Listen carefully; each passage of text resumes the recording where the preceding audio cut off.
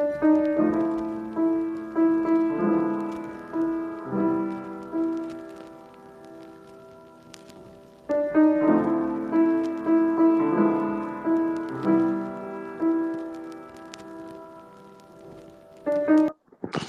morning, ladies and gentlemen. As promised yesterday, I will continue part of the thread that I started, chiefly the reshuffling of the post-Avdiivka situation. Through a space, more tweets are going to be added to the thread because I think it last time it took 3 spaces. The first two were more or less bold and they were correct. The third one was making use of a thread of a mutual. I don't think I did justice to his ideas, and therefore I think a refresher is needed anyway, especially since the Russians have forced something which seemed for both of us, my Hungarian mutual and me, a completely different universe until very recently. Now we are going back to exactly where I left, which is what is Avdiivka worth? For Zaluzhny, apparently the question was evident. As in my opinion, and everybody's going to tell it, they were basically committing into a protracted defense with small movements out, which wasn't a good idea, and small infusions of some troops in order to stall the Russians. Now, with Syrski, there is word of, according to Tarnavsky, but I don't believe that idiot. I think they were going to do what they did in Soledar, where they supposedly were going to reinforce the garrison there. But instead, they got a lot of people killed who were cut into the crossfire, while half of the guys who were in Soledar at that point just bolted towards Bakhmut with a small respite of a couple of months. So, what is Avdiivka worth for the Ukrainians? First of all, I'm going to repeat what I said yesterday. If the Ukrainians want to keep Avdiivka, they have to relinquish 3 main ideas. The first of it is going through Severne is going to be a murder, and therefore the pathway needs to be somewhere in between the current corridor. So between Severne and Lastochkino, it's going to be a dirt road. A lot of Ukrainian sources themselves have said so. The point is to have a maximum distance from the pointers of the Russian pincer. And the other point is that they should give up Stepove as it stands, but reinforce the line at Berdishi so they can have the Semenivka pass for supplies, heavy vehicles, and so on. Then the second axis would have to be from the north, so basically they would have to attack Novobahmutivka, pull out the whole way over there, and that would mean that the thrust of the attack would have to come not from Ocheretine, but from Konstantinovka. This is, in my opinion, what I said, the biggest tactical gambit in this early year, because 3 main things. As I said, first of all, the Ukrainians have had a lot of issues with artillery. Not later than this morning, we had another video of a 777 Lotto Bingo getting clapped once more. In Krinky area, 60 episodes of Ukrainian artillery since the 15th of November have been recorded with defeat, destruction, or damage to that artillery, which means that 60 barrels have been, in a way or another, put out of work. Therefore, for Ukrainians to suppress the artillery that is firing from the greater Donbass agglomeration would require the intervention of Sant Geimars. The problem with the Geimars, as I said, is that we have seen within 2 weeks, 3 weeks, 1 month time, you call it as you wish, evidence of the defeat of 2 systems, both of them in very different circumstances. One got hit almost 70 kilometers away from the contact line in straight line and over 55 in at the closest point. and the other one was roughly at 16 kilometers, probably because he was trying to make a deep strike. And therefore, everybody who discussed HIMARS as being invincible, and we had said at Team War Criminal that there were probable defeats of the system. The problem, once again, was that Russians, one, wouldn't have it easy to take it out, but secondly, most importantly, they wouldn't show the defeat of these systems.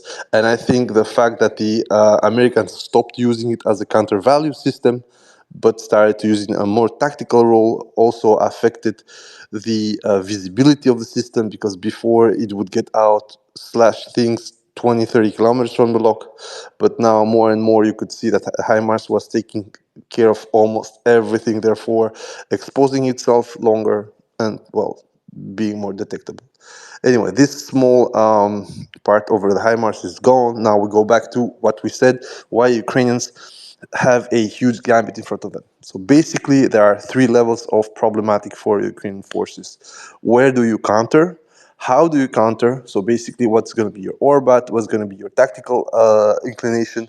And the third point is, what's the objective? The third point is the most complicated for the Ukrainians, although normally should be like, why is the objective? And then, like, first you got your purpose, then you establish your tasks. The problem with Ukrainians is that they cannot think like that. A lot of people are going to get me flack for this, but I'm going to explain you, or at least try to explain you, why you cannot have a purpose designed tasks now for the Ukrainians, because you are being routed in Avdiivka. Therefore, what you are trying to do in Avdiivka is trying to basically put a stopgap to the Russian push. That stopgap would require what?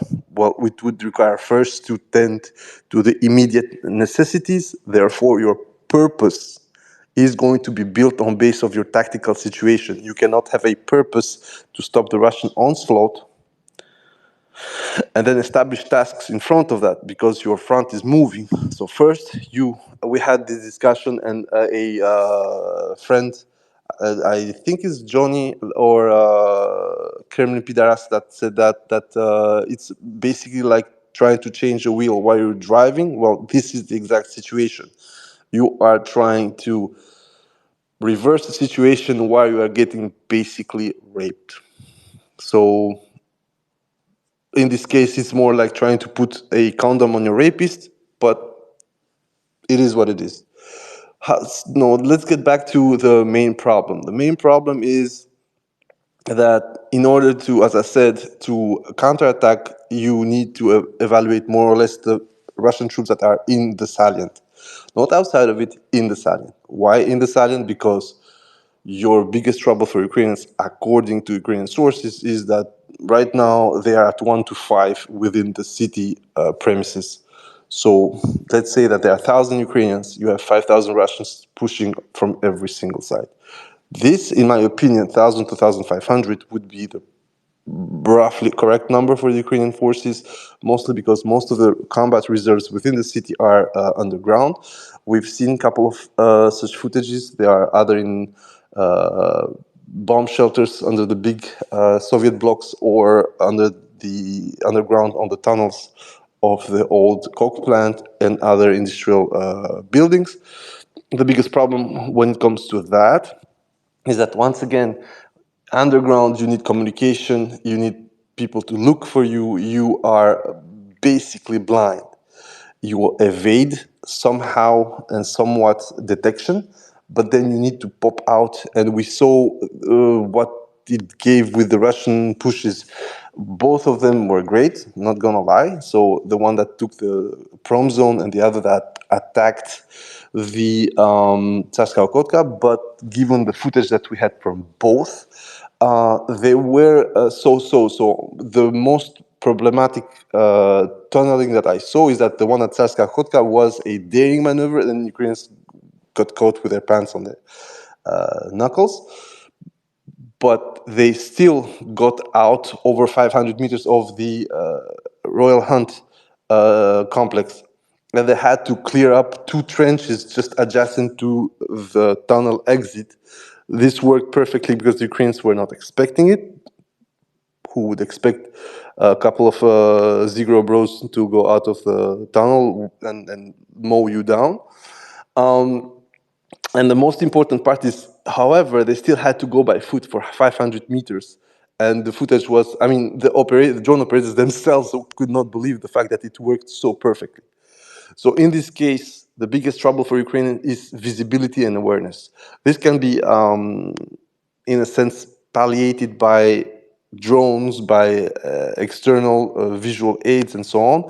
The problem, though, as we're seeing, and as I said it multiple times, once you engage yourself in a close quarter battle with an enemy that is not even superior to you, you start that mangle, that I'd say extremely chaotic, fluid, and difficult block by block battle when you never know who is there. If you want a perfect example of that, just look the videos from Hamas. Those guys, of course, they know their place. It's a bit different, but they are running circles around the IDF, and as I said, once again, give Hamas some of the items that were given to the Ukrainian forces in Mariupol. And I think Israel would look it twice when it comes to the tactics and number of personnel involved in this invasion of Gaza. So the problem, though, is that it is not like that that the Russians are working in so far in Avdiivka. First of all, Avdiivka is extremely narrow. And I said this before everybody else. The moment Russians have a foothold in the height, they are on a parallel movement, they get inside the city, and you can quote me, you can quote Timur Criminal, it's on tape. It's over for the resistance, the organized resistance. The biggest trouble that the Russians are going to have right now, and the only chance for the Ukrainian, is that the Russians lose their tactical awareness within the city, and they go for what they're trying to do right now, which is cut the city in two. So both sides of the city stop communicating, therefore reducing the pockets little by little, especially down the south, and that would allow them to come from the Tsarskaya Kotka area and cut the pullback from the Ukrainian forces and inflict severe damages. However, and then we're going to go to actually how the Ukrainians can counterattack, although it's a gambit, and I'm going to tell you right away, to me, it should be rather a protracted defense and pulling out people than going back in and causing a lot more damage that further down the road is going to cost them defensive capabilities around Semenivka and around Karlivka. But we don't care. We are on the Z side here, that the Ukrainians do stupid shit. As I said, a W is a W is a W. And we're going to go back to Sun Tzu. If the enemy is making a mistake, don't stop him, let him sink. So, first of all, the Ukrainians would have to need to find the troops for this adventure. The most important aspect of this is going to be terror bombs. So, territorial defense, unfortunately for everybody that loves those guys and hopes they're not going to be too much hurt and not going to be submitted to TWK. Once again, like in 2022 and like in 2023, once the main units falter and get trashed, terror bombs are going to get slaughtered. It is what it is. And this thing was also true for the Russians at the end of 2022, early 2023. So the table's turn, guys. It is what it is. I said it once again, I'm going to repeat. If by October 10th, 2022, when I said the first shit is going to get worse, Ukraine is going to regret what they did about the bridge and the situation at the front. Well, there we are. So, first of all, the troops. I think the most recent terror bomb units, so 144, 145, and 151, are going to probably get called. The 22nd and 23rd probably going to get called as well. which means that they could spare about 2 to 3,000 people. In my opinion, that's not enough if they want to enter the city, because you know what happened when the Russians tried to get them in a pincer, go through the fields. It was a shit show by mines, FPVs, javelins, all that stuff. Now, Russians probably will not have the same kind of arsenal for the foot mobiles. But on the FPV side, if you give them enough targets, like a column of 30, 40 vehicles would offer them, trust me, guys, it's going to go just smooth. Now, the biggest problem, however, is the artillery front. As I said, the Ukrainians have lost a megaton of artillery for the scarce involvement they have. And of course, the artillery war with the fire-based management on the Ukrainian side was always complicated because they always had less artillery, although it was allegedly of better quality. In this case, what's going on is that the Ukrainians have less artillery, have still rounds to fire them. The problem is that there are few and in between barrels available. The denial of the situation actually can be seen best with the most recent happenings, let's say it like this. We saw two Panzerhaubitze 2000 being spotted and hit. Results unconclusive. I'm not going to start saying they were destroyed, but I had the beef with Andrew, the pedophile on the Ukrainian side, who tried to hide that one of the two Panzerhaubitze was a 2S3 Godzika. You know how things worked. The guy had to block me, but everybody pointed out that this was clearly a sign that Ukrainians are bringing assets and should not be in the front line, very close to the front line. Secondly, we saw at least one Bogdana trying to shell Donetsk. This was provided by our invaluable friend from Hungary, Gamon Badge, within the group. If you want, I'm going to post the thing. Once again, the Bogdanas are extremely expensive for Ukraine and extremely valuable. Those are the only units they can actually afford to pay at the market price. They are mostly built by Dubnice in Slovakia, barrels at least 100%, and also part of the breach. The chassis, now they went into a Tatra chassis, so basically it's also made in the former Czechoslovak territory. Probably they are imported by Excalibur Army and just pulled together for the Kramatorsk machine plant building, which is located in Ukraine but cannot produce them. They just patterned the barrel and so on. But they roughly should have, at the end of the year, if the normal attrition goes by, I'm saying amortization, so shots fired plus vehicle lost, about 40 out of the 72 that were ordered and were pressed into service. So there too, the Ukrainians have a problem because once again they need those barrels, but in order to silence the Russian guns that are in the Donetsk agglomeration, they need to come to bring them closer. We've seen signs that those guns, the guns they use usually, so basically towed guns, be that Soviet legacy guns or US 7.7.2 bingos, are in the shit. So the only chance for them is basically using self-propelled ones, Caesars, Bogdanas, Archers, M109, AS90, Krabs, Panzerhaubitze 2000, you name it. If you check the Oryx list of losses on both sides, self-propelled have been suffering exponentially. Most of it is because they're more complicated to conceal when they're on firing positions, and most importantly, they have a larger heat signature when they drive and when they fire.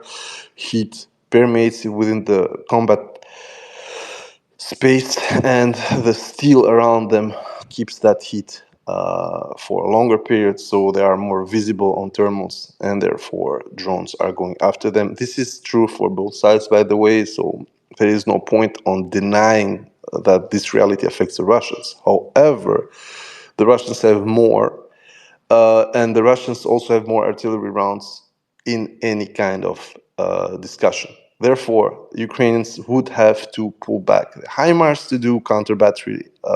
This means that in order to attack Donetsk, The fire line would be again from the Pokrovsk area, more or less, which means that you're gonna start being once again more evident to autists that are targeting your ass on the Russian side. And I already expressed this. Right now, the biggest problem of Ukrainians is not that the Russians have computational capabilities, which they have. It's that in order to use those long-range assets, they are firing them from a certain belt. And right now, the Russians, after 2 years, of course, know more or less where to expect those firing systems, the long fire systems, to be more or less. Therefore, once the first rounds are there, Zalas are going to go to the marked base fire lines, which will, in my opinion, take out at least one or two HIMARS if they try a counter right now. So basically, first of all, the troops, then second of all, the assets. They would need at least 6 to 8 HIMARS systems in order to provide cover, and at least 100 guns to provide the volume of fire. Now, they are using FPVs, but as you can see, the FPVs on the defensive role are very nice when you can move around, but the moment you are stuck and you are using antennas, you become visible for both the electronic spectrum, but also simply on the passive visual spectrum. So what happens right now in Avdiivka is that all these guys who are staying within the city get UMPK'd because of antennas, because of the electronic spectrum, because also passive detection. Russians are not far, most of the times within the city, within 200 to 300 meters, and outside of the city, maximum 3 to 4 kilometers. Any Mavic gonna go around, they're gonna notice an antenna, and the UMPK, if not right away, so within 2 to 4 hours, the next day is going to rain on you. And we had enough stories about that from the Ukrainian side. And we just see the damage, actually, because that's the thing. Ukrainians love to outpost, even more so than the Russians. Now the third point, the purpose. And this is, I think, the biggest problem, where Syrskyi or Tarnavsky are going to have the biggest problem to justify what they're going to do. The biggest problem of Avdiivka right now, as I explained initially on the logistical point, is that the only thing that you need to do for Avdiivka is not recover the city. The city itself has been already bypassed by the Russians. They are already closer to Ocheretine and closer to Berezivka than they ever were. They are 18 kilometers from Ocheretine. They are, like, I think 7 or 9 kilometers from, 18 kilometers from Berezivka and 8 to 9 kilometers from Ocheretine. Therefore, their main task on the Russian side right now to occupy those advanced positions, and therefore offer a buffer for the artillery on the back to advance. This is the fire-based management, is already acquired somewhat. And in the last 4 months, the Ukrainians have never managed to grab anything on the pointers or the Russian pincers. Nothing. If anything, on the southern pincers, the Russians have advanced tremendously around Peromaisk. Marinka has fallen as well. And now they are going even deeper towards the lower Donetsk, towards the South Donetsk pincer, going towards the road connecting Ugledar with Kurakovo down south.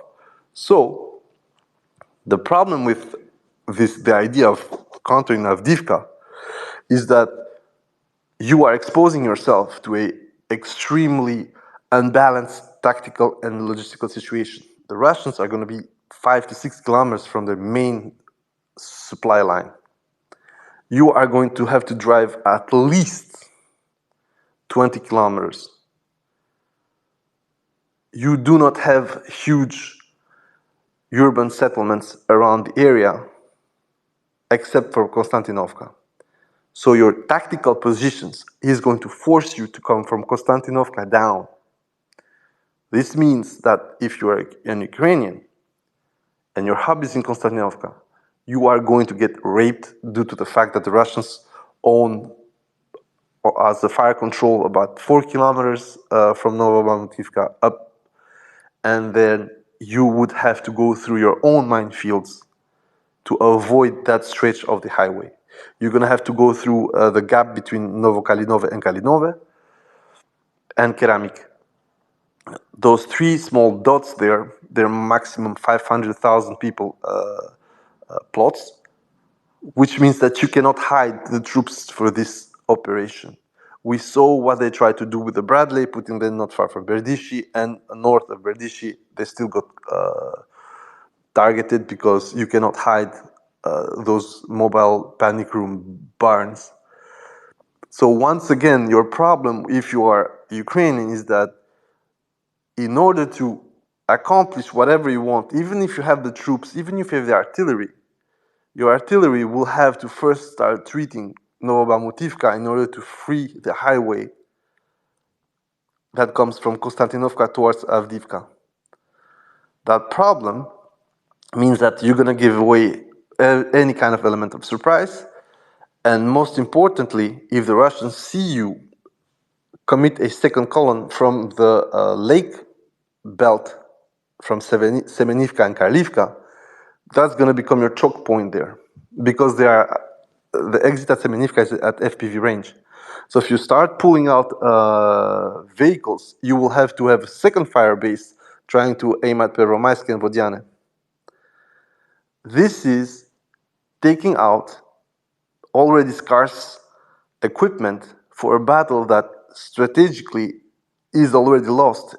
Let's be honest here, it's already a miracle that in 2024 the Ukrainians are still in Avdiivka.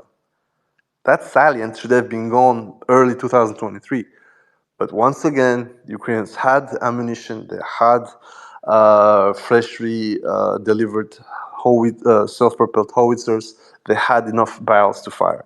Then, as I said, came this grinding around Bakhmut, and then came the counter, and basically they worn themselves out without taking into consideration that, especially on the artillery side, the losses that they incurred during the year 2023 would have been extremely complicated to replace. And as I already pointed out, right now, the deliveries of barrel artillery, be that refurbishment, barrel replacement, or new systems, are roughly 30 a month, which is already huge. There is no question about it. Ukrainians receiving 30 barrels a month in average is huge. The problem, as I said, usually is that right now most of the barrels that I have received are Soviet legacy. So we have seen the H-63 and the H-87. So basically M46 from Finland and D-30 from Finland. There were probably some Polish barrels as well and some Polish SPGs. But once again, what you're delivering right now is mostly legacy. So it doesn't really matter in such a battle. Because using a Vodzika, you're going to be at 17 kilometers max. Okay, the M46 are a force to be reckoned with because they're going to fire between 27 and 40. However, the Finns themselves do not have that much artillery for the system, ammunition in this case, and also the D-30s, well, it's that just like a Godzika, but without the chassis. So your range is extremely limited. So if you want to use that artillery as firing point to suppress the Russians deep behind, you're going to be at 4 or 5 kilometers, which means that even FPV is going to get you. So as I'm saying here, the biggest problem for the Ukrainians is what is going to be the purpose of this task. Is there any strategic outcome that's going to change from this? Retaking parts of Avdiivka that have been lost right now and sacrificing maybe 40, 60, 80, 120 vehicles for that on the fields, because you need to also remember that Ukrainians are avoiding you going across fields. When they did that with the Bradleys and the Leopards initially attacking the rail line just in front of Stepove, they lost every single vehicle. Did that by FPVs, artillery, their own mines, and so on and so on. So there are fields that are completely mined, so the Ukrainians are not going to go through those and literally lose whatever they want. The problem is that you need to maneuver, and using the dirt roads that are using right now in order to maneuver is just going to get them clapped as much as the Russians are.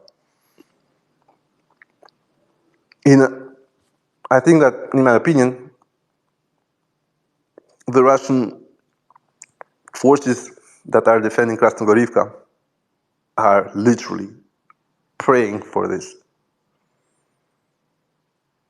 And I think if Sirski is smart, and small parenthesis over Sirski, the guy is being tasked with shit. And I've already had discussion, when the conditions were great, he did good. When the conditions were shit, he did worse. It's not his fault most of the time. Is he a yes man? I think he is. But the problem here for Sirski is that if he says yes to Avdiivka now, without a substantial influx of systems, he's just going to cement himself and his aura as a literal retard. And of course, a butcher of Ukrainians, but we don't care. As I said, we're Z side. We would like him to do it because it would change so much down the road if that retard sends 3-4 columns to try and free Avdiivka, and even half of those columns end up in fields and ditches, and the Russians can really do a Zaporizhzhia bis Robotino bis. I'm honestly, guys, I'm 100% behind it. It's just gonna, kill my timeline, but I never thought the Ukrainians were gonna be this retarded, so why not? To be honest, it would be the perfect situation for Russia, because it would mean that the reserves that should be posted at Semenivka or at Karlivka are not gonna be there. And also, as I said, the total picture of the area cannot change. You have to completely clear Novomamutivka, clear Krasnogorivka, go back to the 2014 lines to even have a chance to change the strategic outcome. And even there, then you need to start to battle Pisky, the airport area. It's suicide. I mean, the Russians did that in Marinka for almost 2 years, and they were like kids when they got to city, which was literally a field of ruins. So imagine these guys trying with their meager resources, trying to alter the strategic outcome around Donetsk, getting bitch slapped, and then losing even more in return. So once again, the whole point here is all this hypothetical scenario when Sirski is going to grab 2 artillery brigades and then 2 and 3 artillery, 2 and 3 mechanized brigades to try and release the pressure from Avdiivka. Guys, we want this. We literally want this. But in my opinion, it's not going to happen, at least not like that. What may well happen is that they're going to try and release some pressure from the south. So they're going to try and push back on Marinka and Pervomaiske. They actually had success. When I introduced what went wrong for Avdiivka in 2023, I explained that they had very nice localized success pushing towards Pisky initially for 4 or 5 days, and then they got gutted because they needed to cross the bodies of water that are between Pisky and Vodiane. And that is a real danger, though, because it doesn't require much troops, and they can bring them from far away without being directly in the hurt line, as they would be from Krasnogorivka or from the center of Avdiivka when shots are going to come from Donetsk itself. Now, the other problem, though, is that, once again, why 4? That attack is not to retake Avdiivka. That attack is literally to release the pressure so people in Avdiivka are going to go back. So it is also a shit show. It is a shit show because if you start pulling the people back, the first thing that's going to happen is you're going to get basically your ass clapped. Because the Russian can perfectly lose about 1 kilometer of depth and then let all these guys go outside, but their artillery is still in Donetsk. Their artillery is still going to be in Pisky.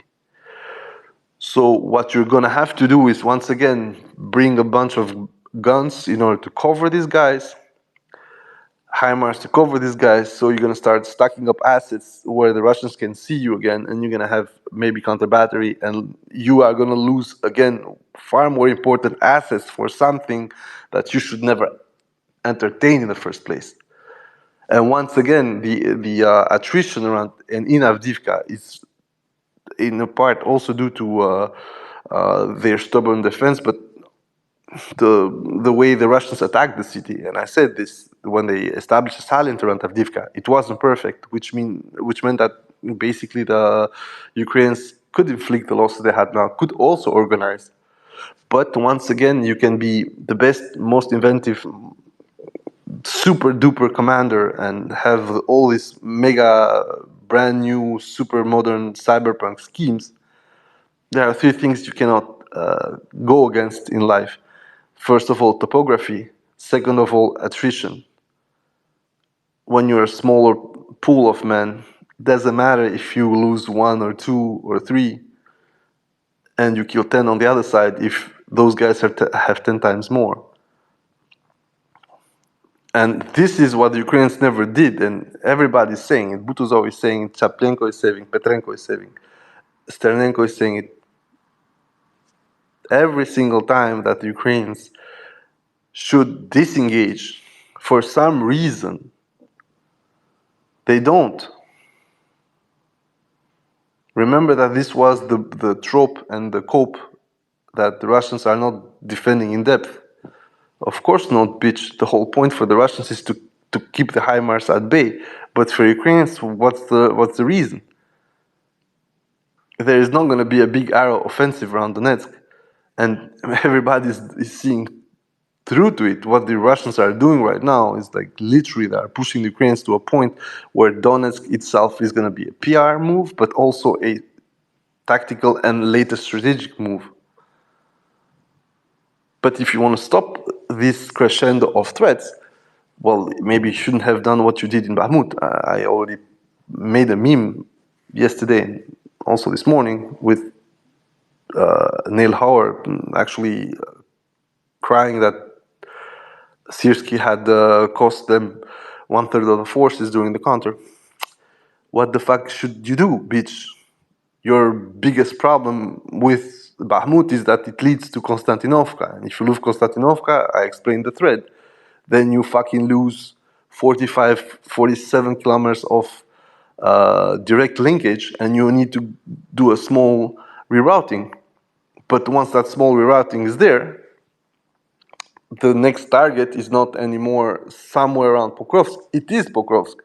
And as I said, the advance through Ocheretini towards Berezivka renders any other way to establish a transportation and a transit means towards Konstantinovka even more perilous. So the thing is that slowly, the Russians are establishing that battle plan, which is take out first layer. And once again, I'm going to link the thread by Clément Molin of the trenches and fortifications on the Ukrainian side. And then you're going to see biggest problem for Ukrainians right now is that they thought this as Russians going for the sister cities up north. The Russians were not thinking that small. What they were thinking is the whole fucking oblast. And I think mentally the Ukrainians were not prepared for the Russians to go all the way. I think a lot of Ukrainians, even today, are in disbelief of what's going on. Because I literally showed you on the map, if they are smart, there is already a bypass to completely ignore Pokrovsk within 2 or 3 months. Because if nothing is done on the asset, manpower, and strategy, Pokrovsk within 2 to 3 months is at 20 kilometers range, which is Uragan, long-range artillery. Basically, it's shit. Right now, they're already getting hit on the train station and in around the city by ballistic missiles, and Shahids. But imagine closer by, then you're gonna have a lot more trouble, because at 20 kilometers with the new Grad rockets they received from Iran, they can put themselves at 8-9 kilometers from front line, empty their fucking rack, and just go home. And Pokrovsk, it becomes another Konstantinovka, where actually you are an end point, not a transit point. And that's why I do not see an attack from the north on Krasnogorivka, because it would mean you are trying to use Konstantinovka as a staging point, which is basically whoever is there to stage is going to get Iskander to shit. Not speaking about Gerans, not speaking about peons and stuff like that. I'm saying you're gonna get ballistic missile fiesta and explosive pizzas left and right. So once again, our biggest trouble when it comes to Ukrainian side is that they are not seeing the mental image that the Russians have of the Donbass area. And this is very strange to me, because until now, they had more or less guessed where the Russians were going with this. And a lot of it had to do with the ISR. But in my idea, I had this in my head. I had this idea that the Ukrainians were understanding the Russians because they're going to do the same thing. I mean, it's the same school of thought. But apparently, it's not. And once again, this is not to wank on myself, but for fuck's sake, guys, if you cannot tell that once these guys are in the city, you're fucked, what are you doing? What's your job? I understand that a guy like Butuzov cannot like go full Zrada and say, oh, in November they got the same height as us, we're fucked on long term. He's gonna say it's bullshit about the trap. But you're a military leader. You should know what's gonna happen. And you also should know, because you have this time gap where half of the resources that you poured into your counter are definitely gone, and the other half is not in the best state. So what the fuck's going on? Like, I'm going through this thinking, like, did these guys got brainwashed? Of course they didn't. What is more important is that exactly what we have pointed out, and it is the loss of commanding officers. There is a thread ongoing on Twitter. There is a funny guy posting Ukrainian commanding officers. I think he's basing that in the mix of UL losses, lost armor, war tears, whatever.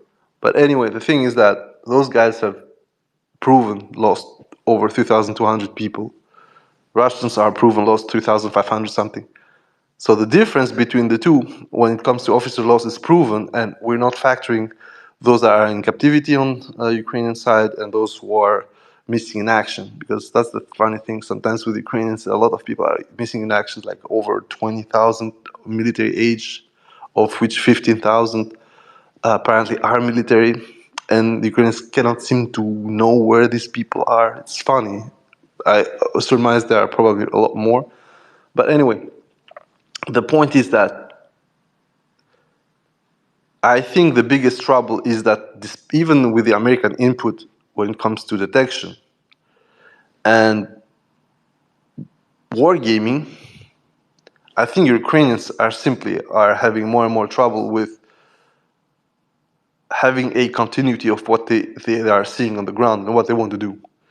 Because you can see that when it comes to the planning of their special operations, the continuity is there, the idea is there. It's like literally blow shit up in order to make Russia look bad, and also make it feel like Russia is losing control over the Black Sea. And it's working.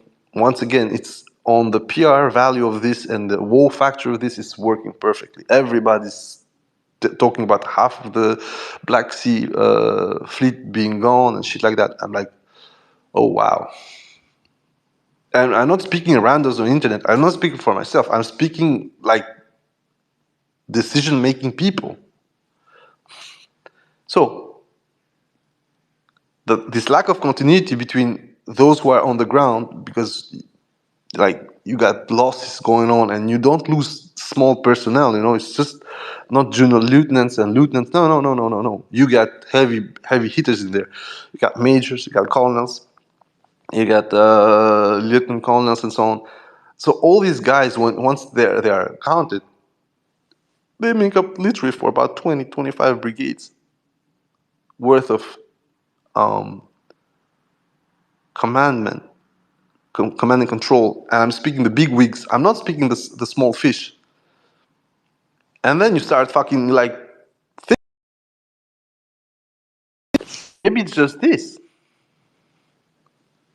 Maybe it's the lack of continuity in that idea that stops them from, understanding where the problem is.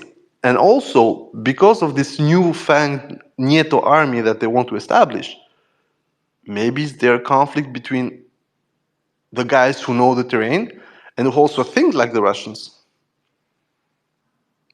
and the new guys going full Nieto tangent and having the results in 2023 that we see.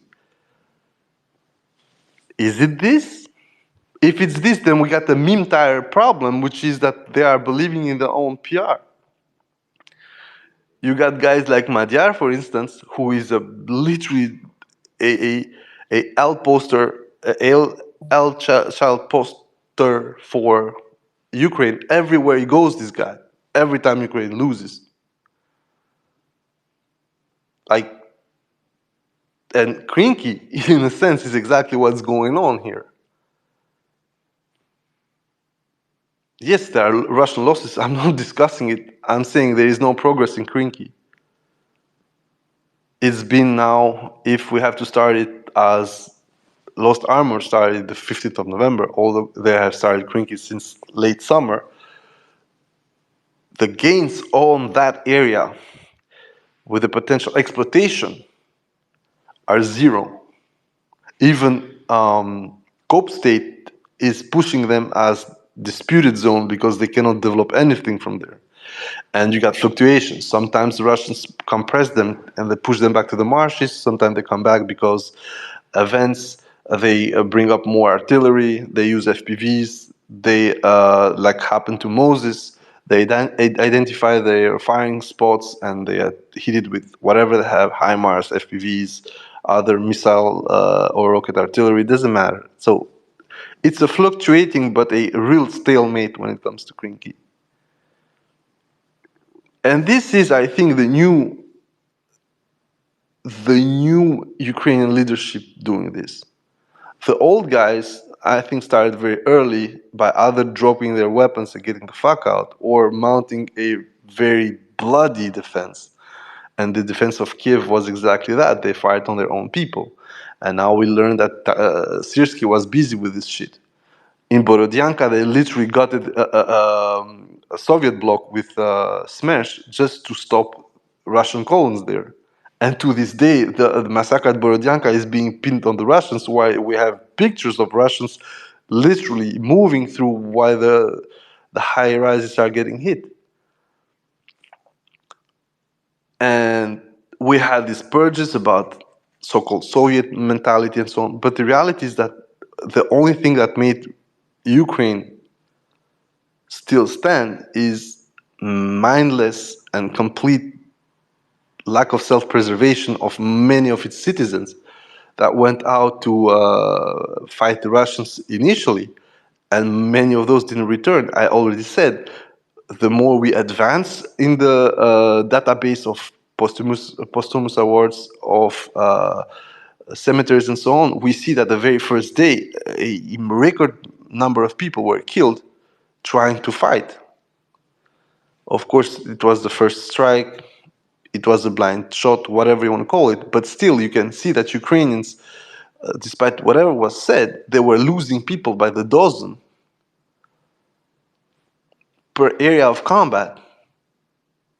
And a lot of the things that we saw were true, that the Russians miscalculated, but it wasn't cost-free. So I think the problem with Ukraine right now is, and we explained this before, that they could, they had this advantage the Russians have now in Donetsk. They had backfield, they had better logistical lines, they also had supplies, but also the Russians were not in the position they are right now. Now that the Russians up the ante, and they are fighting from a more comfortable area with shorter logistical lines, more artillery, more ammunition, more people, and still bringing equipment, although this equipment is just obsolete by many retards. And I had discussion with such an American dimwit yesterday evening, who is claiming that, oh my God, Russia is bringing up T-55, T-62s. Very early in the war, I said, at this point, it makes no fucking sense to start sending T-72s in head-on charges, because most of the assets that would kill a T-72 will also kill a T-62. And the biggest problem with both systems is that, unfortunately, the ammunition is still present in the fighting compartment. Of course, you lose one less guy because you've got 4 in 62, 3 on a 72, 64, 80, or 90, 90M. But to the threats that you are having right now, it doesn't matter what they're facing. An FPV we saw is going to torch a T-80, is going to torch a T-72, is going to torch a C-62, is going to torch a T-90, T-90M. So the equilibrium of forces would not differently change. And on the other side, tank-on-tank battles are extremely rare. People are saying, yeah, they still happen, yeah, but most of the time, and we saw even more recently, Sudoplatov clapped another STRV 122A. And what did that tank have? A blown track. This is the lowest common denominator with most tank losses right now in Ukraine. Most of them were abandoned and finished off in a way or another. Mostly Russian tanks, unfortunately.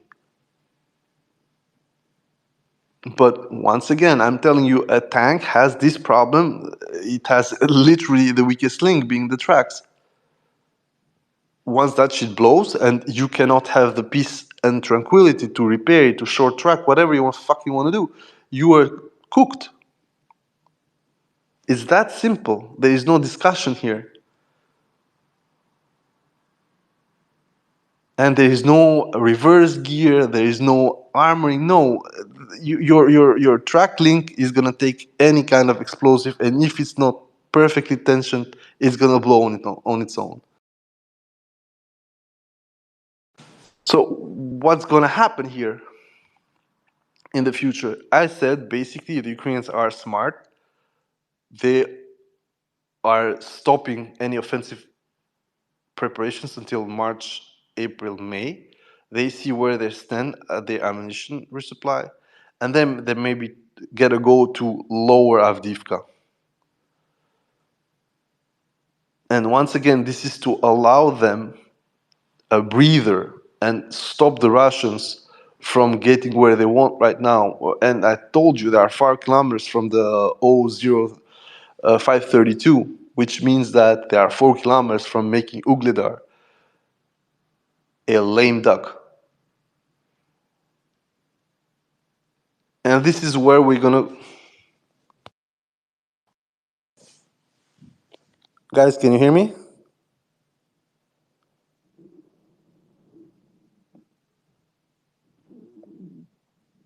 Okay, I think there is still something going on. Anyway, so can someone? Okay, thanks, Shai. So basically, let's go to the next step. The Ukrainian counter, as I said, there is little chance from north unless they commit a lot of resources, and there is little chance from the south when it comes to the liberation of Avdiivka. What they could do from the south is open a way of life, a road of life, let's say it like this, and let most of the people that are trapped or that need to pull out from there go their merry way outside of Avdiivka and establish other positions. If the Ukrainians want to mount a counterattack, The only chance would be a massive one on three axes, mostly two actually, one straight north from Konstantinovka, the other completely parallel to that, trying to first take out Peromaiske and Vodiane. A little bit what happened with Bahmut when they first tried to reduce the salient around Ivanovsky and towards the Kromove road, and then they pushed forward north and south. But as we saw, the problem with that kind of operation is that, and that's what is now being leveled as accusation towards Sirsky, is that it took a lot of manpower and assets. If we have to believe Neil Howard, that's one third of 1,670 should be about 530, 540, even more, 550 actually, roughly like that, without counting the small techies and stuff like that. So if you're going to commit another 500 vehicles in order to, or even 200 to reestablish positions within Avdiivka and try to solve the tactical situation, the strategic is unfortunately not going to change with those kinds of actions, you're just going to end up with 200 vehicles destroyed, about 1,000, 2,000 people dead, wounded, or captured. And for something that, once again, is just due to the strategic situation. Avdiivka is lost due to the fact that it's next to Donetsk. It's not lost because the Ukrainians cannot fight, or because they're stupid, or because the Russians are genius. It's just because, unfortunately, the Ukrainians never had a chance to begin with. And if they're still in the game in Avdiivka, it's mostly because of Russian miscalculations all over 2022. And that's it, and we're not going to go back to that. However, now on the Russian side, what's going to happen behind that? If the Ukrainians are stupid and commit this tactical suicide, that's going to snowball into a strategic dead end, which means that 2,000 to 3,000 people and 200, 300 vehicles that should have been there to keep going with the strategy of slowing down the Russians are not going to be present. And we're going to have a reverse Bahmut, actually. However, we do not know now if the Russians are going to mark a operational pause after Avdiivka or not, given that they're still going in 4 or 5 different axes all over the front line. To me, it seems that they're not going to do that. First of all, they want the Ugledar road. You can clearly see they're still going for it. Second of all, they are in Novomikhailovka, and Novomikhailovka is looking that it's going to go down hard. Terni, they are 1.6 kilometers from there. And the situation is actually critical for Ukraine. So the point is, if they commit this folly of getting these troops to Avdiivka, losing a chunk of it and depleting the area over there, the domino effect will be that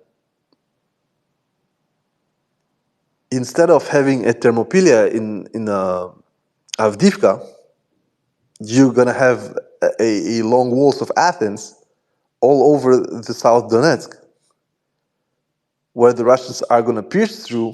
You're going to avoid combat and you're going to get smashed because you're going to enter in this front line with more and more moving towards the 0532, and that's 20 kilometers from where the front line was at the end of the counter. And if this thing goes to the end and the Russians progress 20 kilometers westwards, at least in part of the front, your direct strategic problem is that now whatever you're going to try and do as a counterattack in Zaporozhye next year, even this year, will have to take into account that now the Russians have a smaller, narrow front for you and are constituting salients almost everywhere. Robotine right now is a salient, a defensive one for the Ukrainians. And if Ugledar comes through and the Russians are pushing towards Velika Novosilka from Ugledar, You are seeing the exact contrary of that Ukrainians wanted to establish with the counter. The counter was supposed to cut the Crimean land bridge, but with this, what's happening is another layer of maybe 10, 15, 20 kilometers in depth being added from east to west. On top of it, it's also completely lining up the front all over the Donbass oblast. And slowly, slowly, it's making it better for the Russians. It's narrowing it down. It's not having a longer front line. And as I explained this in October, the main reason why the Russians are losing less assets and are holding strong is because they reduced their front line. The line of contact went from initially almost 3,000 kilometers, then 1,700, then 1,200, and then finally around roughly 900, but with pockets of activity. The closer the line is for the Russians, the narrower it is, the best they can both use their backfield. Now they had between a 85 and 90 kilometer backfield until the Sea of Azov. If they add 20 kilometers on top of it, that means that virtually the lines that are pushing down south, the rail network, the enlarged Mariupol, Berdyansk highway is out of reach for normal HIMARS. Even the ground-launched small diameter bomb is going to have it difficult to hit Berdyansk and deep down again in Chevsk and so on. So what's going on here in this year for the Russians, if this keeps on and if there is no answer from the West and Ukraine, is that this is indeed a build-up here for them in order to solidify the gains in Zaporozhye, solidify the gains in Donetsk, even if they can gobble most of the Donetsk Oblast, and expand little by little within Kharkov Oblast. All that we're seeing here is a process of forcing a negotiation based on not a stalemate, but on a threat that we took you this much ground. We're not done. We're going to take even more if you keep fighting. And during this year and next year, even though the West is going to ramp up artillery, ammunition production, and other systems, we do not see, and I'm going to post actually a article today, thanks to Shai Muratov, by the way, when a Belgian general says to Politico, we're into deep shit. The investment needed for the European military-industrial complex are not in tens of billions of euros, are in hundreds of billions of euros. I already explained the problem. There is if you want to know more about it, there is a space on Timor Criminal Radio on YouTube. I think it's the 9th space when I explain why the biggest problem that the Europeans are facing is that, first of all, they are under NATO umbrella, so it facilitates their purchases, but also it makes a lot of their industries redundant. It's just going to be the same this time if every single European nation will have to kickstart its own military industrial complex. They're going to become white elephants because when you have an army, you need to use it or lose it. That thing eats money, resources, until you use it. And I think this is why the Russian leadership thought about its Soviet storage and stocks.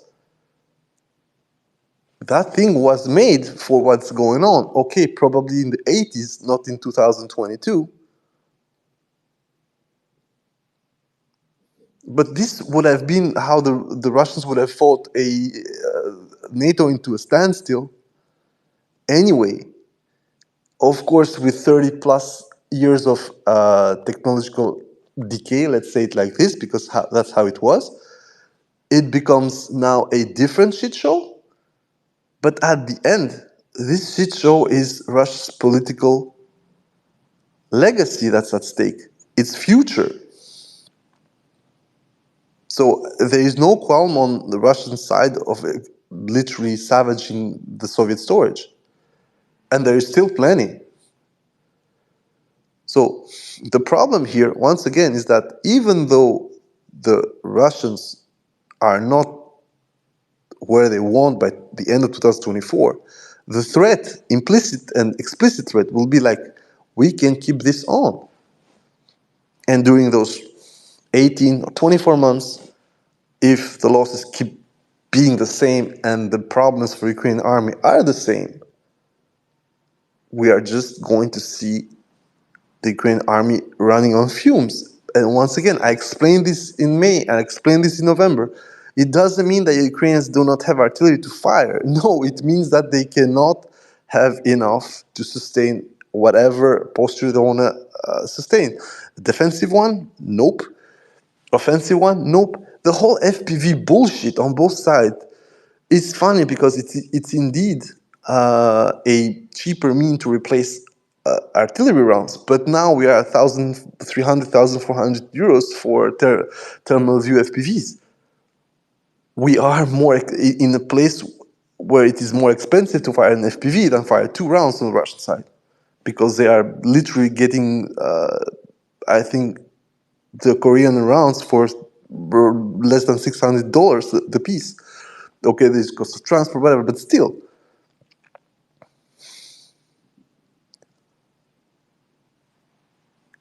And this is the whole problem that we're going to have right now, is there going to be enough muscle or even bones on the Ukrainian army within 2 years, when allegedly they're going to have 1 to 1.5 million rounds a year? Are there going to be the barrels available? If they keep going at 300 to 400 barrels lost, well, I do not see who is going to give them 155 L-52s or longer to lose. On top of it, you need to add amortization. If amortization is 100% of the lost barrels, that's 800 barrels a year that you need to replace.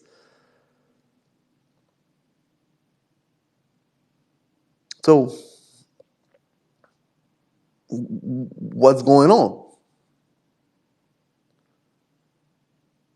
What's going on? And I always said that since the beginning. Unfortunately, Ukraine got in bed with the worst partner possible for the type of war is waging right now in its own territory. And the only salvation is that somehow they managed to acquire a large enough aircraft fleet and try to palliate most of their shortcomings like that. But the problem is that you need to park this aircraft at some places, and unfortunately the Russians have long-range fires that way outstrip the Ukrainian capability. So basically, they're just gonna fly their bears and their blackjacks and whatever, throw missiles at these bases, and the only thing that you're gonna be able to do is just grass hopping from one base to another. The problem is that doing that would mean that soon enough there will be no more bases when you can fucking land them, especially using something as the F-16. So once again, our biggest problem for Ukraine within this year and next year is what I said. I do not know who is thinking in that country, militarily speaking. I'm not speaking politically. Of course, they're going to be extremely defiant. But militarily, when you see where it's going to go, so basically a worsening of the Ugledar front moving westwards 10, 20, maybe 30 kilometers, a worsening of the Donbass front, with the front literally going through Konstantinovka within 2024, a worsening of the northern front with the Oskol River getting torched again. I mean, politically, you are out of Donetsk, you are starting to lose a sizable chunk of Kharkov Oblast again. Okay, in Zaporizhia, you're going to be more or less fine, because unfortunately, as I said, in order to get to Zaporizhia city, you need to go through many obstacles. But at the end, the front down south, which was more or less 270 kilometers from the Dnieper to Donbass Oblast, Donbass to Donetsk Oblast, sorry guys, is maybe going to be reduced to 150 kilometers. which means that you are going to have a huge problem into staging anything with a front being 40% shorter now. You're going to be more visible. And the other assholes on the other side, the Russians in this case, are going to have more backfield. And that creep going 5, 10, 15 kilometers over Kamyansk is slowly going to Zaporizhia city.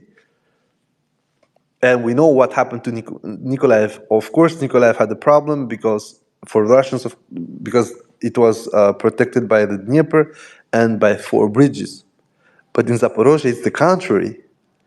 If the Russians are smart, they're going to cut the bridges over the Dnieper, and your only salvation, if you're an Ukrainian, is going up north. So pay attention to that as well. This is going to be the next step. This is, in my opinion, going to be after 2024 is done. Yes, it's going to be long. Yes, it's going to be bloody. Here's hope that the Ukrainians see after 2024 that they're fucked, and they try at least some kind of tactical respite, proposing a Istanbul or Antalya or Minsk, whatever you want. And I hope that the Russians do not take it. They linger in negotiations for 3, 4, 5, 6 months, like the Vietnamese did in 71, 73, to convince both the Americans and the Ukrainians that they're going to fuck their up. They're going to absolutely go until the end. There's not going to be any kind of discussion of who is winning the war, because this is one of the problems that happened with Minsk 1 and 2. The Russians won the first battle and the second battle, but they never put it on paper directly. They agreed to very meek terms, and of course, it's logical. Russia could not withstand the economic pressure back then, but now it's different. Even if Russia could not properly stand it, because right now they're going to this convenience marriage with China, the Russians are saying, fuck you, now you are going to pay. And the whole annexation ploy for the 4 oblasts, and probably a fifth is going to come if the Ukrainians do not give up in 2024. And the fifth, yes, it is going to be Kharkov. I'm sorry about that. Means that Ukraine, on the other side of the Dnieper, is done.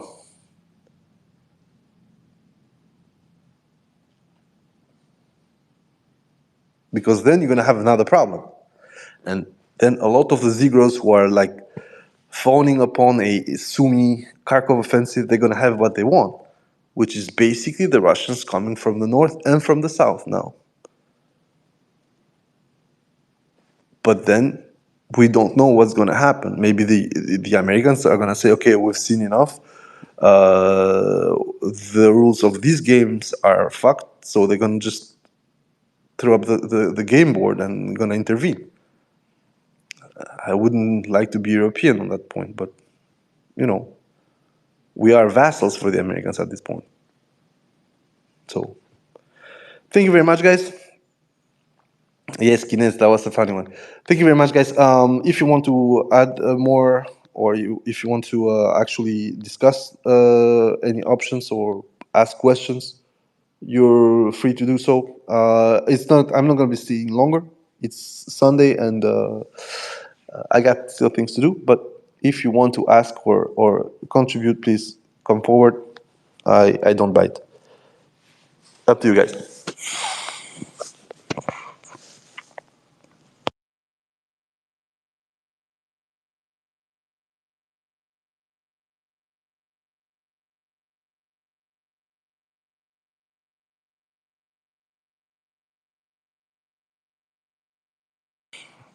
Yes, Lan, go on.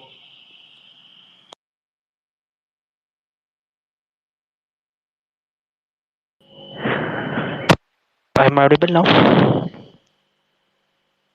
Um, I was thinking like if with F6, possible with F-16s becoming almost reality, I think Russians should really try to push K-77M to production, even if it is in limited numbers. R-37 is already good, but I think more the merrier. I mean, it's okay, but mm, I many would really prefer. Again, I would also. I think Sumi Kharkov may happen, may not happen, but with F-16s, they will have to really look into those Western Ukrainian bases more and more to strike it. I think that is what Russians would be looking at, or go for civilian targets, easy civilian targets. What do you think about it? Three. Well, the thing is that first of all, you know me, I hate any kind of technical miracle answer to everything. I've always No, it said. is not about tactical miracle, but as in like trying to take out Yeah, advantage. but that's the thing. That's the thing. You don't counter one system with one answer. That's what I'm saying. And in that, the Kharkov Sumy in the northern pushes contribute to actually spreading the deployment of those assets because, as General Garuzde, my Albanian friend, says most of the time, it's a matter of range of action. So But I basically, think that would not happen until like Ukrainians are totally broken and still for some ideological reason or some simple stupidity, they still continue to fight. yeah, but it's still going to be there. I mean, I don't see that the F-16 is going to disappear because suddenly the Russians are going to start lambasting them on Donbass. What's going to happen is mostly that if the F-16s are going to start to be a menace in any way, then the Russians are going to just open up the game. And the way to open up the game is to make the F-16s, uh, have their usual Achilles heel, which is they cannot be loitering very long Yep, from that's true. But behind. with F, I think you are right in that case. Like they will try keep blowing those air bases, especially that Staro Konstantinov and that group. Kanatonovo, I don't think the F-16s. Voznensk. I don't think the F-16s are ever going to be put into central Ukraine. I think the F-16s are going to be from Poltava and down because of exactly what you said. The reaction time from ballistic missiles, the reaction time from Iskander and so on, need to be at least 2 to 3 minutes. And the problem is that everything in Star Konstantinov is still under 2 minutes for Iskander from Crimea, or Iskander from the northern border, or Iskander from Belarus. Because that's the thing: if the F-16s are going to start being a menace, then Belarus is going to be remilitarized again. And if that happens, that means that the area when the F-16s cannot fly up north of Ukraine is going from 50 kilometers or 60 kilometers to up to 300, not because of S400, but mostly because the moment they're going to start touching down, and Iskander will be there to hit them. Or even worse, they can just saturate all those bases with Shahids and we'll be done with it. So the biggest problem for Ukraine right now it's not as much that the Russians have a plethora of means of countering the F-16, and it will be complicated because we saw that for Scalpons or Storm Shadows, the Russians were supposed to have a answer when the missile came, 1v1. But given the input from NATO, the decoys from NATO, the electronic warfare, the unrelentless gap looking from them, this is what happens. That's why every single game changer from NATO has started with a bang, but gradually has faded into monotony or irrelevance as for the harm. The problem that I'm seeing with F-16 is, as I said, how they're going to be used. If the Russians are smart, they are pushing the F-16 into a more tactical role. So the F-16 starts to do ground attack role, and therefore is more vulnerable to air-to-air action. If the F-16, Basically, that if Russians would be smart, like F-16s would be used as a, they would be flying with Mavericks or no, Jedams. I don't think that F-16 will ever be flying Mavericks. If the Americans want to give Mavericks to the Ukrainians, they're gonna start jury rigging the few Su-25s they have or the MiG-29s. The F-16s, as it stands right now, despite the fact there is plenty of them around and plenty so-called parts to take from, are not going to be starting to get risked for 20, 30 kilometer hits. It's just not. It doesn't make any sense given that the more we're going to go in this war of attrition, the more Western flying systems are going to take over. And once again, I do not think that Ukrainians are ever going to risk any of those birds, at least right now, under the 60 kilometers, because they know that what's going to happen is they're getting shot. The latest shot down pilot from the 2099 was shot by apparently R-37, and they never saw it coming. The guy was literally found out that he was dead when the plane was already on the ground. So imagine trying to do that with an F-16. It would be not only a carnage, but the Russians would put so much PR pressure on that loss that the Ukrainians would be humiliated. And we know one thing: when the Ukrainians are humiliated, they tend to be the worst enemies. They tend to make their biggest mistakes. So I do not That's think. I agree with that, but in case if NATO decides to give later variants, Ukrainians can also try to do that same in the western part, right? Like Odessa and all that. Yeah, yeah, but once again, I'm not saying that the Russians should not push for the missile. I'm just saying that before going to that type of answer, I think the Russians should first of all try and curtail the role of these systems. And it's true, for instance, that everybody is complaining about For that, how. I think they would have to retry the SIAD, or change the tactics of the SIAD on dead. For But sure, for sure. But what I see most importantly here is not that much the SIAD or the DEAD. What I'm seeing here, what needs to be done on the Russian side, is that the purpose of the F-16s, which is give Ukrainians a fighting chance whenever they are at the front, should just be forgotten. So basically, if the F-16s are going to be, a reality on the front lines or on the sky, or in the skies of Ukraine, they would have to be put into a situation where they're not going to actually influence the front line. It's something exactly like what. Krinky, basically. Yes, yes, but with a different approach. So basically, as I said, Yeah, I think it will be like like how Kherson was kind of forgotten, so Ukraine thought it was a good idea. But I think I'll continue it later.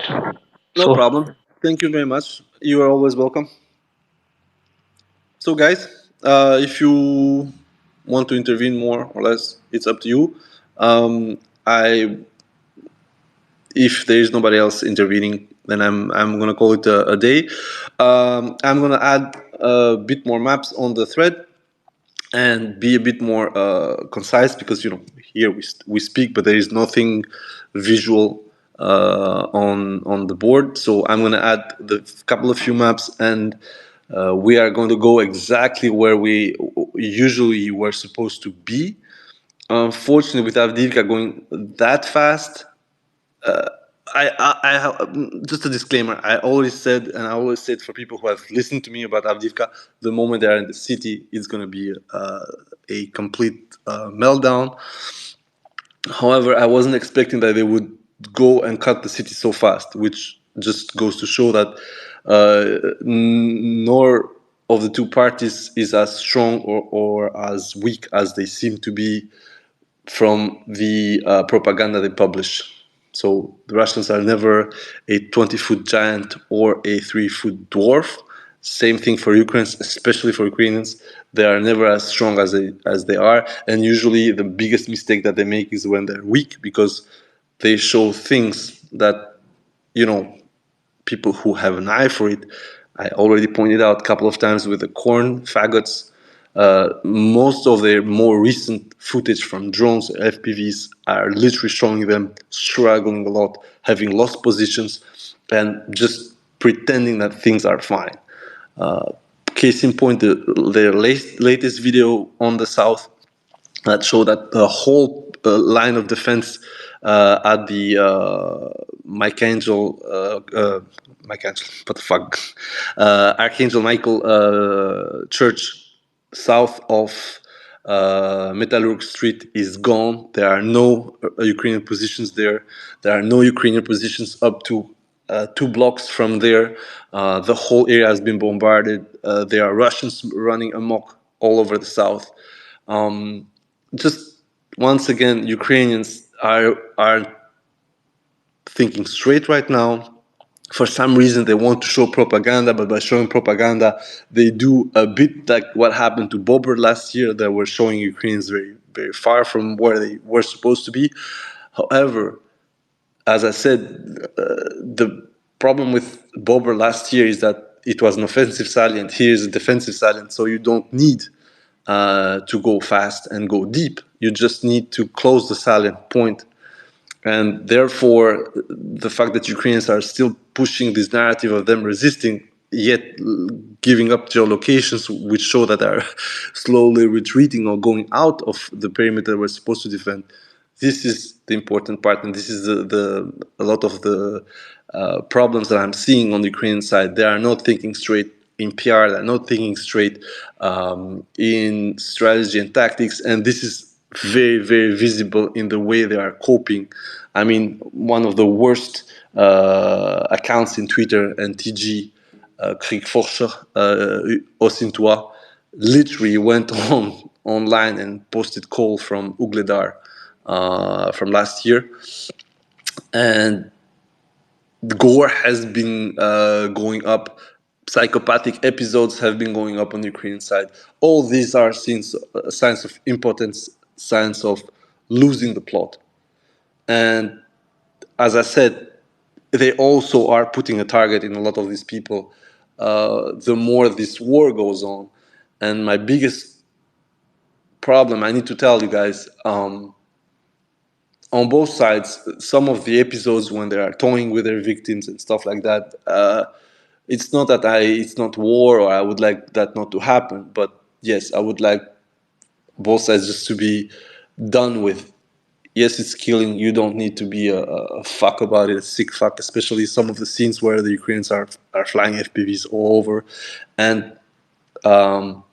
you know, terrorizing these guys, which are mostly defenseless to the FPV threat. It shows where they are right now mentally. And it's as much as the barbarism where they are, but also the burnout place where they are. There are no more limits there. And these guys released in the Ukrainian society, on the Western society, or the Russian society, are going to be dealt with in a way or another. And I hope, honestly, as I said, a lot of these, because that's a war crime basically, these guys gonna get the rope. Mostly because, of course, I'm on Z side, but it's gonna be a problem for both sides. But on the Ukrainian side, what I have been seeing the last 2 years, I never thought that a population would, at least a fraction of the population, would descend in such complete and utter barbarism. And trust me, guys, I'm Balkanic. I've seen, I think, worse during the last 7, 8 years of the 90s. But what I'm seeing here, due to the sophistication of the means to kill people, it doesn't make them, like colder. A lot of these people, especially the Stirlitz, especially the Sternenkos, it just makes them completely fucked up in their mind. And of course, people are gonna say, "Oh, isn't that hypocritical? Your fucking name is literally Team War Crime." I guess it is in some ways a bit hypocritical, but ours was always an answer to that. It doesn't change anything. I'm completely agreeing to that, but ours was an answer to that. So to me, it's not the justification. It doesn't make it better when it happens from the Russian side, but I still retain ours was an answer to that. And I think that the answer, the retort, needs to be as hard, not because we need to teach them a lesson, but because it's just the law of Italian, an eye for an eye. The difference is that there are a wee bit more Russians than Ukrainians. And I said that since the beginning of this war, Ukrainians were trying to push this and pull this into a completely different scenario, which is a extinction war. Serge said it. It's guerre à outrance. And this is why the Ukrainians right now are fucking shaking their boots, because they didn't thought that the Russians would have the guts, and the patience with the losses they have incurred to go that deep into the rabbit hole. Problem is that they should know better. They should know better. They should have known better. And right now, what's going on? This is one of the things that is making me a bit question myself. It's very funny. Yes, great. The last year or so with Team Criminal, we predicted more or less everything the way it happened. But the war isn't over. There is someone behind the desk in Kiev who thinks that there are not enough people dead. That some idea, some perverse idea of independence, which is basically going to another sugar daddy just to make the first sugar daddy mad, is worth pursuing by the blood of hundreds of thousands. Of course, you can return the question on the Russian side as well. But this is the problem I'm having here. And this is something I've never really discussed with the guys at Team Criminal. Is that, okay, we predicted everything fine. I'm sure, I'm telling you guys, what we're saying here is going to happen within 2024 with Kiev, of course. But the Ukrainians still not going to give up. And this is not willpower. This is Masada. This is all those fucks back in history who do not know when to quit.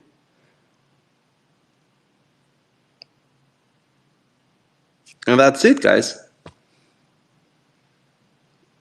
Whoever is behind that desk in Kiev, be that Zelekoka, be that Yermak, be whoever, these guys do not care about Ukraine anymore.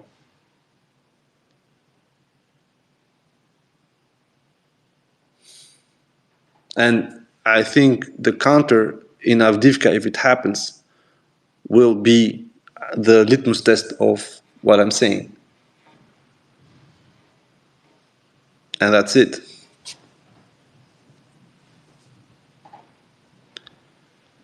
So thank you very much, guys. I know it was a bit a darker tone, but sometimes I need also to tell you where we stand, at least where I stand with the war. And I'm telling you, it's a really dark place right now. Even though the Russians are winning, what is on the other side starts to look furiously like some other precedent in history. And that other precedent doomed a whole nation, a very bright nation. I know that usually I don't like praising the Germans, but they were fucked in 45. And Ukraine, if they keep going this path, never mind who's going to help them, they're going to be definitely fucked. Thank you very much, guys. Have a nice day. Bye-bye.